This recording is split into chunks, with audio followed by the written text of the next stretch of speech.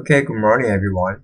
So today they try to using this project to do the practice about the dissolving particle effect. So I want to using these statues as our reference model and make this one gradually be dissolved and transformed into particle or maybe some flying insects, butterfly, etc. So let's get started. First things we have to do is to create a dissolve effect. So basically the idea is like this. We can using a geometry to cut off this one and cut off this sculpture step by step, gradually make them disappear. So let's create a geometry first. Let's press Shift A and you can using cube or a UV sphere, up to you. I want to use cube for this time. Let's scale down this one. Press S key and you can scale down this geometry and move this one up. So now we have to make this one to cut off these sculptures. We have to using this cube to cut off the sculpture. So let's go to here. Modifier, Boolean modifier. So I already have one, but you can go to this one. I think we don't need that right now, but it's okay. Let's just keep like this. Add modifier and find Boolean. Okay, so the scenes we're going to use for sure is different. So let's copy this one. So now if we slowly move this one down, well, it will cut off our geometries. Just like this. Okay, it will take for a while because the geometry, the sculpture is pretty heavy. It's pretty complicated and heavy. So for sure, for the Boolean calculation, it will take some time. But we can change the solver into fast. So it won't be that precise, but it will be faster. Okay, so now since we have this one, let's try to change the shape of the cube. Let's go to Edit Mode, right click, go to the Edit Mode, you can press Tab key or go to here to change to the Edit Mode. Right click, choosing Subdivide. Okay, and now we can using a little trick to change that. Transform, and let's using Randomize. Let's do that again. Rotate, Mesh, Transform, Randomize. And we can change the randomized amount. I want this one can be randomized more. Something like this.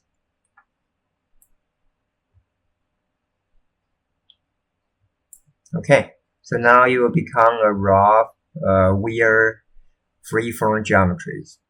Cool, let's jump out. Press Ctrl 1 on your keyboard or add a modifier here.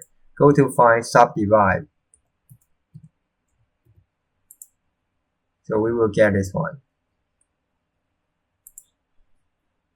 We still can edit the geometry. Go to the Edit Mode, choosing the face. If you don't like the shape, for example, probably I want this one can go up, go inside, and this one can probably like this. I don't know. Up to you, okay? You can choose in the geometry that you want by yourself. Okay, so now we have. Let's jump out of the Edit Mode and choosing Apply. So now we have. Let's see. Okay, still work. Perfect.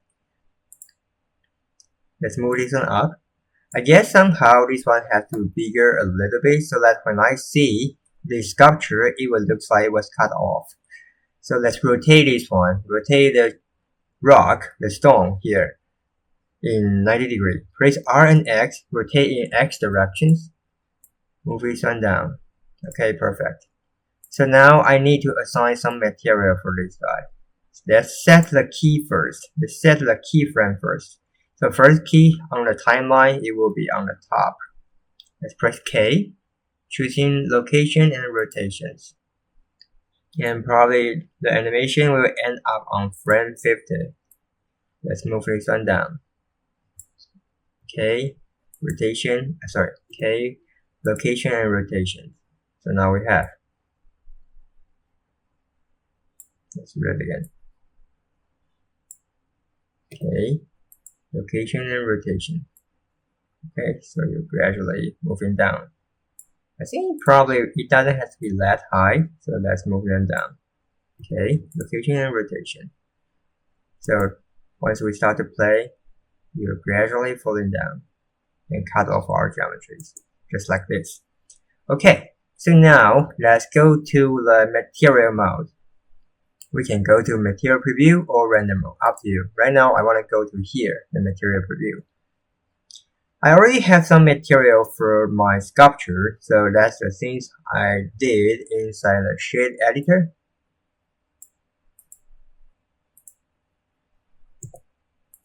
Okay, that's the model I have, and that's the material for my model.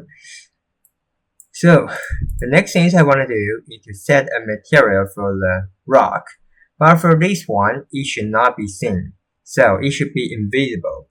So let's go to material, create a new material, and let's go to create a new one, right? And for this time, the material we are going to use is a little bit different from the other. You still can use in gloss material, that's also okay. But for this time, I want to use in transparent material. So you will make the geometry totally disappear. Even under the render mode, it will disappear. So the animation will look like this. If I play, somehow it will be cut off. Okay, just like this. So right now we have already settled down the basis of the dissolving effect. If you want, you can set this rock, right click and choosing auto smooth. Like this one has the surface smooth geometries. So that's it. Next part, he will be about to set up the particle system. So for the next part, we are going to make the disappear masses become particle. The result will look like this.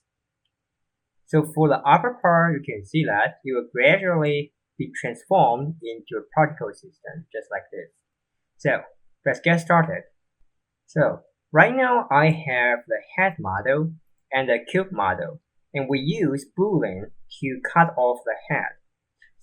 That's so far our progress. So for the next part, we have to make the disappear masses become particle.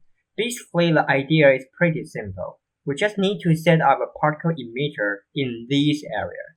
But it has to only be restricted in this area, and also the particle has to be emitted from this surface. Just like this. So how can we do that? Let's wipe out. How can we do this kind of setting? So let's go to the modifier. You can see right now we have the Boolean modifier. We have the dynamic pen modifier. That's the things we're going to do. So for now, let me delete the dynamic modifier first. So in order to do that, we have to duplicate the face. So let's shift D, copy one more, and put them in the same position. I want to call this one emitter. So let's rename this model. Let's call this one emitter. Once we finish that, let's choose in the cube and go to dynamic pen. Basically, the idea of the dynamic pen is that we can use in objects like brush and set another object like canvas, and using this brush and canvas to do some interesting setting of interaction.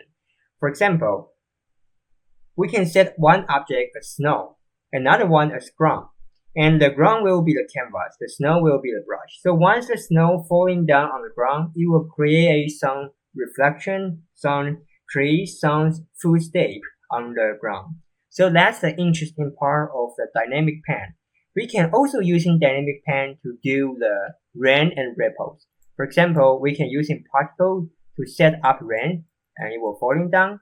And the ground, we can set a plane as the canvas, and you will, when the ground be touched by the particle, you will create a ripple on the ground. something like this. So this is an ugly reference drawing, but I think you can understand.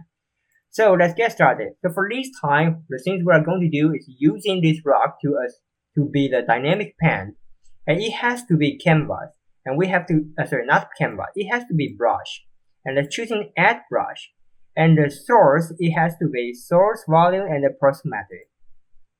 Okay, just like this. And for the distance, we can adjust that later. Next part, the things we have to do is to set up the emitter. It also has to be dynamic pen, but this time it's canvas, and we have to choose add canvas. And for the format, for now we don't have to change, but for this part, for the surface type, we have to change that one to weight. Okay, we have to change that one to weight. Meanwhile, we have to go to data, vertex. Right now I already have one, but I will delete that. Let's create a new one, group, and let's call this one vertex. In order to make sure all the object has been included inside this vertex group, let's go to edit mode, choosing all of them and choosing assign. So now it has been done. Let's take a look. We can temporarily turn off the head model. And now let's go to the wet pen setting. Let's see. Choosing this one. And one more thing we forget to do. Let's go back to the emitter and go to particles. Sorry, not particles. Go to physics setting, and we have to set output vertex group as vertex. So now let's go to weight. So see, when our cube falling down, it will start to affect the weight of the head emitter. So that's the idea. But obviously right now it's too huge. I mean, the effect area is too huge. So I want to shrink this range. So we can turn down the scale range and meanwhile turn down the radius. I hope this one somehow can help us to change the scale. Probably still too large. Not that easy to set. Let's try to do that again. Object, weight. Okay, when it starts to move, yes, that's correct. That's exactly the things I want. You can see once the rock falling down, and it will affect the area. So you can change the radius, probably make this one smaller or bigger. I'm not so sure. But anyway, it's just about the range of the affecting area. Okay, probably like 0.3 and 0.4, something like that. Okay, so now I got this one, but I hope we can get a more clear boundary. So I will try. This one looks fine. For the border, yes, smaller would be better. Okay, something like this. So you can see now, right now we have a very clear border. So after that, I will using this range to emit the particle. For the rest part, we can hide them. Let's keep moving forward. Let's go to modifier again, and I'm going to add a mask. A mask modifier.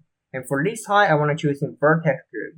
So you can see now, we can using the mask and only show up the vertex group, the content inside the vertex group.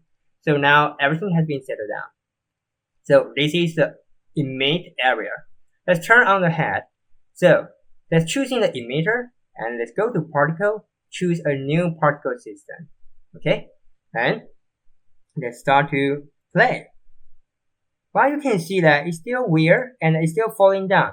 First thing is that because right now the particle still be affected by the gravity. So for sure we can turn down the gravity. And meanwhile, because although we have already used the emitter, we have already using the emitter and the mask to set up the particle, to emit the particle. But it's still using, set this entire head as the emit center. Do you know what I mean? I mean that right now, although we set this one to be the emitter, but actually it still set the entire head as the emitter. It's still seeing this one as the center and using the center to emit the particle. That's not the things I want.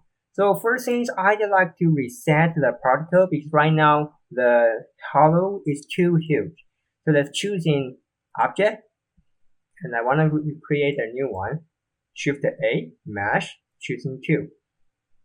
I'm choosing a smaller one. Press G. And I already have some material. I guess we can add some material and make that glowing. That's just a temporary reference, a temporary instance. So we can change that later. Okay, so now we have. Choosing the emitter and go to the particle system setting. I want to change that to object, and also we have to change the render object as the cube. Okay, cube, what's the name? Cube 001. Let's call this one particle test. Okay, particle test. So now let's keep moving forward. For the instant object, choosing particle test. So you can see now if it made the particle has become this one, right? But right now, for the particle, it still emits from the center. So that's the things we're going to change.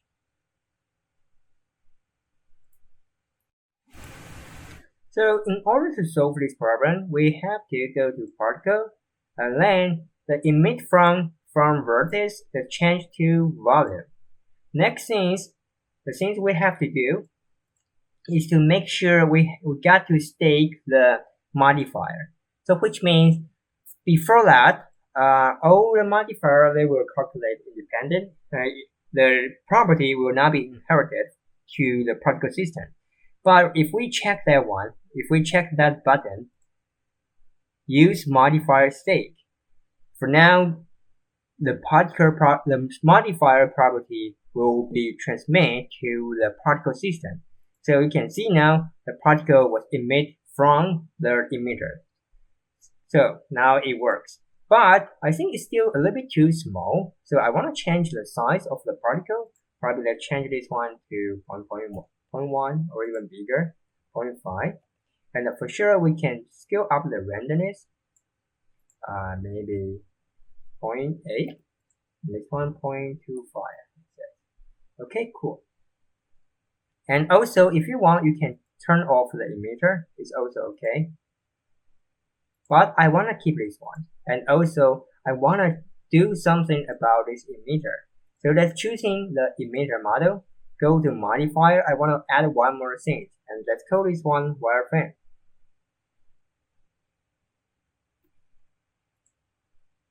So for this one, it will make your model based on this mesh and make that one become the, let's say, a wireframe.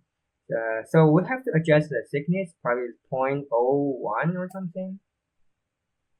Maybe even small.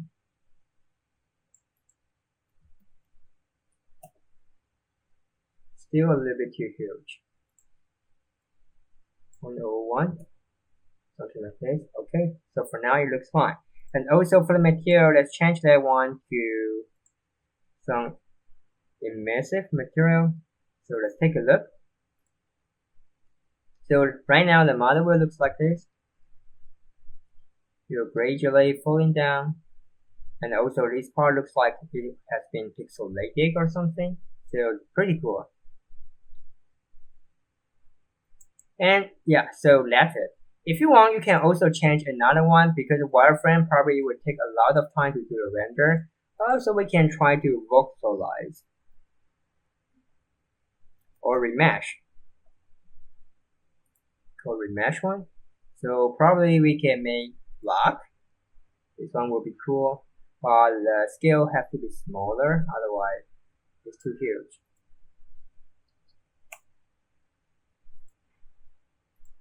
You see?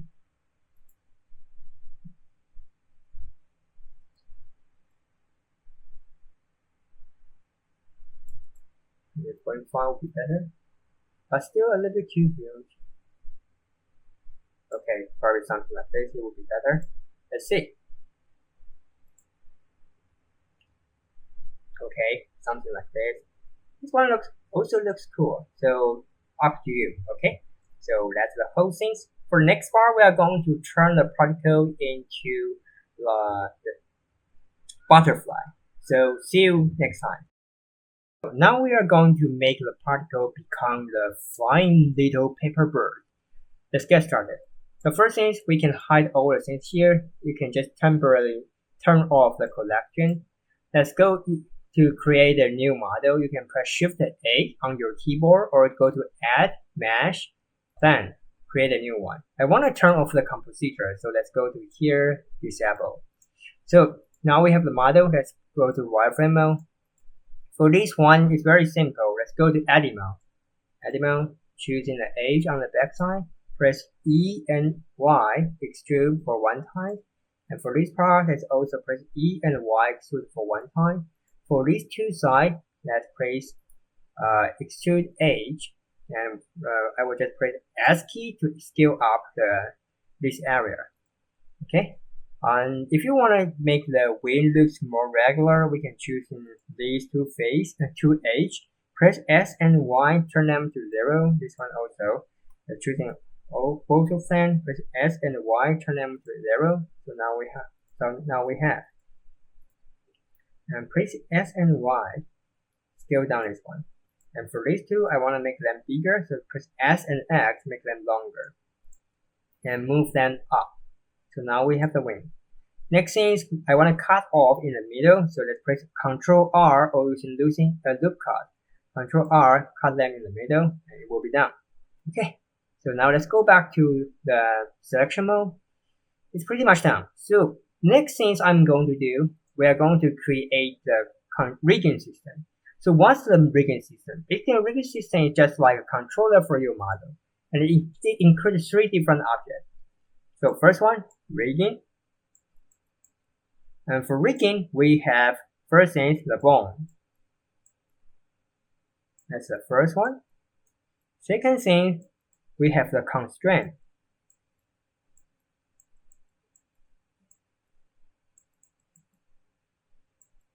And third thing, after the constraint, we have the driver. So what's that mean? Bone is just like a simplified version of your 3D model because some of your model probably has thousands of vertices. So in order to control them in an easier way, we will use in bone. It will look like this. Triangle and a little sphere, something like that. Okay, this is the bone. So it's just like a simplified version of your 3D model. So make the computer know where to control, how to control. So basically, for example, like all these vertices, we can assign them be controlled by this bone. And for these vertices, they can be controlled by this bone. For sure, it's not absolutely controlling ring. We can have a weight. So for example, 50% of this point will be controlled by this one, and 50% will be controlled by this one. So something like that. So next thing is about the constraint. Constraint is just like a muscle. It will tell you how to move this bone. So for example, for this model, you want for this bone, you only want the length can be bent in this direction, but not be bent in this direction. So that's the things we can do under the constraint. The final thing, the driver. Driver is more like a neural system.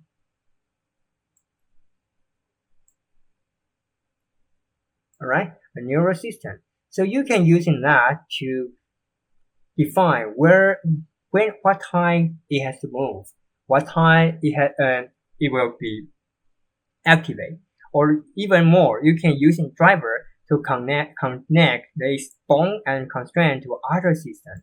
So for example, you can use a driver to connect your bone system, your animation system to material, to particle,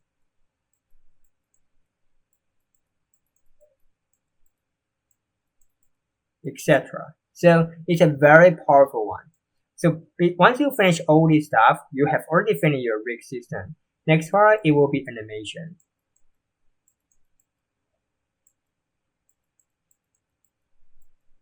Okay, just like this.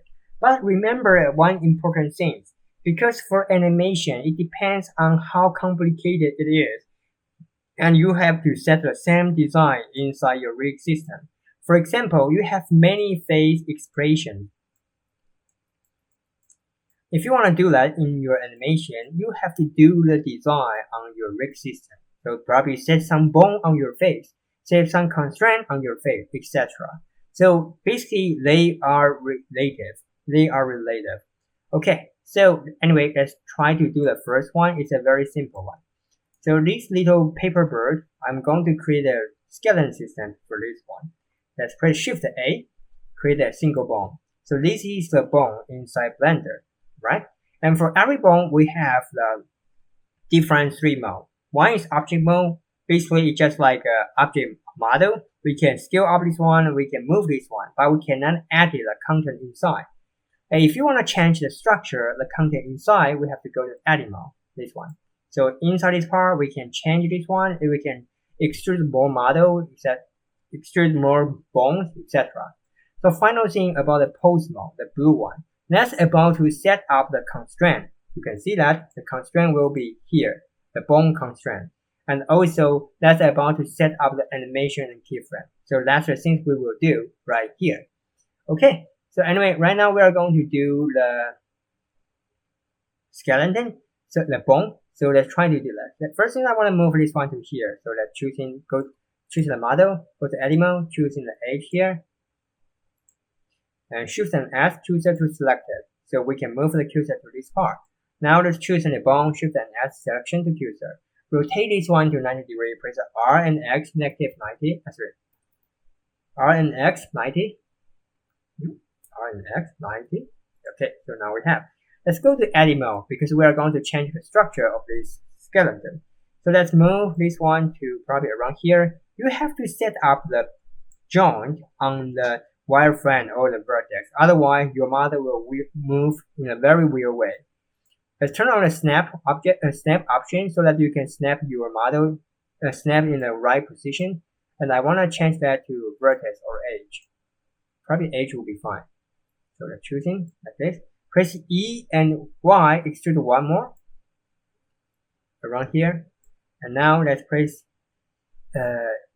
E and X, extrude, and E and X for extrude one more time. And I want to snap this one to here. Okay, so move them up. Basically, it has been done. How about the head? If you want, you can keep extruding, press E and Y, extrude one more, but actually it doesn't matter because the head won't move.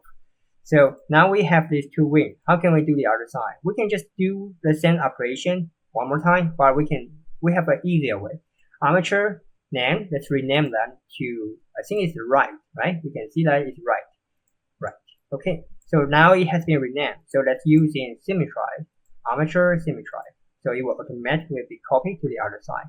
So for now, I think it's pretty much done. Let's try to do the rigging. So first thing, choosing the model. Second thing, choosing the skeleton. Press Ctrl and P, choosing automatic weight. So once you finish this one, and if you start using your skeleton, go to pose mode. I think right now it's supposed to move. Let's press R and Y. Okay, so it moved perfectly. So next part of things we're going to do is to set out an animation. Let's go back, object mode. I'm not so sure why it is, but anyway, probably something here. So right now we have the model. We have the model and we have the rigging system. Next part, we are going to set up the animation. So let's go to pose mode. On the front one, let's press K, location and rotation. And for this one, K, location and rotation. So now we have. And you can see here, that's the detail about your animation, the keyframe. So it depends on how fast you want the wing to move. I guess probably 5 frames will be fine. So let's press R and Y, rotate for, I'm not so sure, probably let them going down. RY negative 20, RY 30, 45, okay, 45 looks fine. Press K, location and rotation. For this one, let's do the same thing. RY negative 45, K, location and rotation. So for the next things, we don't have to redo that. Let's just copy, Ctrl C, Ctrl V, copy them to here. Alright, and for that one, that's the same. We have to copy, Control V, copy. So now we have this loop animation.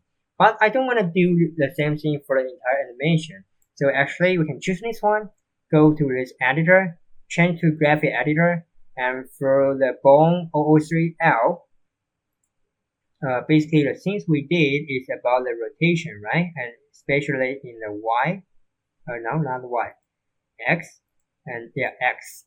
But choosing the X potential rotation was a modifier that choosing cycle, so it will do the repetition for you. So you can see now you have to change. For the right side, do the same thing. X concatenation. I don't know how to pronounce it, that one. Anyway, choosing this one, modifier cycle. So now it will look like this. Okay, so basically pretty much now. So let's go back to object mode. So no matter how you move now, basically the model will move with the skeleton. Let's choosing all of them, and I want to move them to the side because right now, usually this is a little bit advanced, but I would suggest you guys not just only move this model. I'd like to create a new controller for the entire model. Press Shift A, and you can create an empty object, plane axis. Enlarge this one, alright? And choosing the skeleton first, choosing the empty object second. Control P, keep transform. Okay, so now it works. So now we can move this object to somewhere else. Okay, so next part, let's turn on our collections. And I'm going to replace the particle to this little bird. That's choosing the emitter here. Actually, I think we can delete all this notation. Alright, so choosing emitter, go to particle system, and for the render object, let's change this one to where is the bird? Okay, here. Let's change that one to this. Okay, and if we play right now, oh, it's too huge, right? Again, only one direction. It looks pretty weird. So right now we can actually using this object to scale down all of them. So that's the good part of the empty object. I want to scale down this one, probably just 25, something like this. Still too huge, I guess.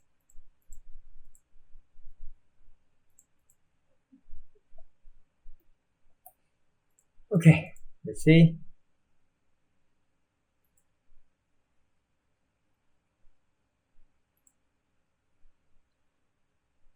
Okay, much better than before.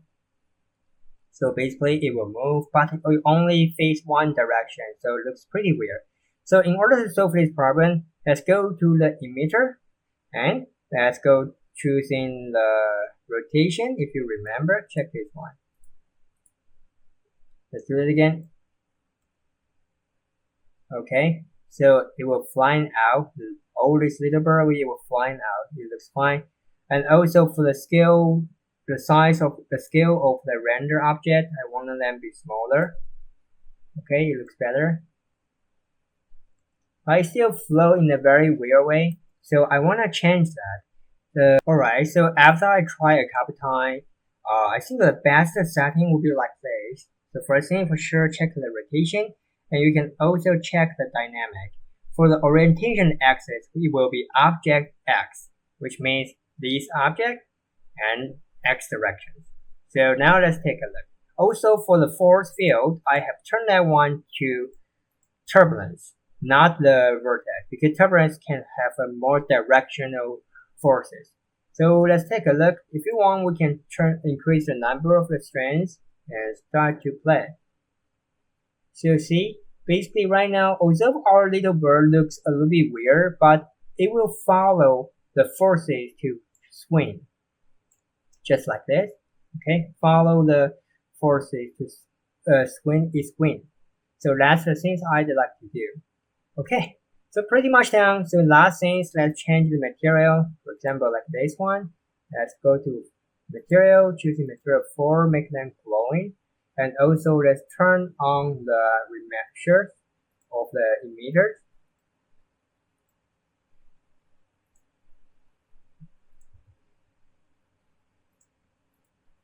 And final thing, because I have already turned off the compositor, let's turn on this one. So now it will look like this.